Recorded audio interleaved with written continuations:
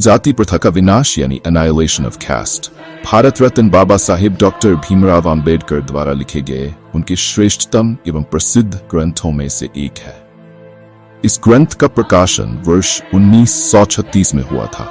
इस ग्रंथ में तत्कालीन जाति व्यवस्था का घोर विरोध किया गया एवं उस समय के धार्मिक नेताओं का भी विरोध किया गया है। ये ग्रंथ एक ऐसे भाषण का रूप है जिसे बाबा साहेब को सार्वजनिक रूप से पढ़ने का मौका नहीं मिला था। ये भाषण लाहौर के एक हिंदू संगठन जिसका नाम जात पात तोड़क मंडल था की ओर से उनके वार्षिक अधिवेशन में बोलने के लिए लिखा गया था। दोस्तों, पिछली वीडियो में हमने बाबा साहब द्वारा कुछ उदाहरणों से जात पात तोड़क मंडल को यह समझाया कि किस प्रकार उच्च समझे जाने वाली जातियां निम्न समझे जाने वाली जातियों का सामूहिक रूप से खुले आम उत्पीड़न करती है। इसी कड़ी में प्रस्तुत है अगला यानी 15वां भाग, जिसमें बाबा साहेब ने आर्य समाज के बारे में अपने विचार बताए हैं। लेकिन सुधारकों का एक समूह ऐसा है जो एक अलग आदर्श की वकालत करता है।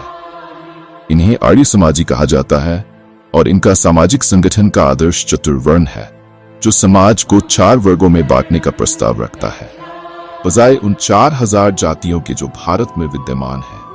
इस आदर्श को अधिक आकर्षक बनाने और विरोध को शांत करने के लिए चतुर्वर्ण के समर्थक विशेष रूप से ये बताते हैं कि उनका चतुर्वर्ण जन्म पर आधारित नहीं है, बल्कि गुण योग्यता पर आधारित है।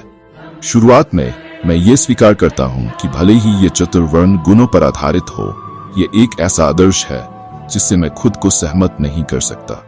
सबसे पहले, यदि आर्य समाजियों के चतुर्वर्ण के अनुसार किसी व्यक्ति का स्थान हिंदू समाज में उसकी योग्यता के आधार पर निर्धारित होना है, तो मुझे समझ नहीं आता कि वे मनुष्यों को ब्राह्मण, क्षत्रिय, वैश्य और शूद्र जैसे लेबल देने पर इतना जोर क्यों देते हैं। एक विद्वान को बिना ब्राह्मण का लेबल लगाए भी सम्मान मिल सकता है।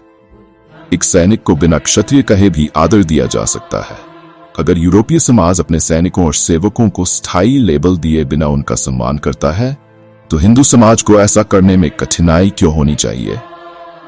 ये एक सवाल है जिस पर आर्य समाजियों ने विचार नहीं किया है। इन लेबलों को जारी रखने का एक और विरोध है। सभी सुधार लोगों के विचारों, भावनाओं और मानसिक दृष्टिकोणों में परिवर्तन पर आधारित होते हैं। यह सामान्य अनुभव है कि कुछ नाम कुछ निश्चित धारणाओं और भावनाओं से जुड़े होते हैं, जो किसी व्यक्ति के दृष्टिकोण को निर्धारित करते हैं। ब्राह्मण, क्षत्रिय, वैश्य और शूद्र जैसे नाम हर हिंदू के मन में एक निश्चित और स्थिर धारणा से जुड़े होते हैं। वह धारणा जन्म आधारित पदक्रम की है। जब तक ये नाम जारी रहेंगे, हिंदू ब्राह्मण, क्षत्रिय, वैश्य और शूद्र को जन्म के आधार पर उच्च और निम्न के रूप में देखेंगे और उसी के अनुसार व्यवहार करेंगे। हिंदू को यह सब भुलाना होगा। लेकिन ऐसा कैसे हो सकता है जब पुराने लेबल बने रहें और पुराने विचारों को बार बार याद दिलाते रहें? अगर लोगों के दिमाग में नए विचार लाने हैं, तो जरूरी है कि उन्हें नए नाम दिए जाएं।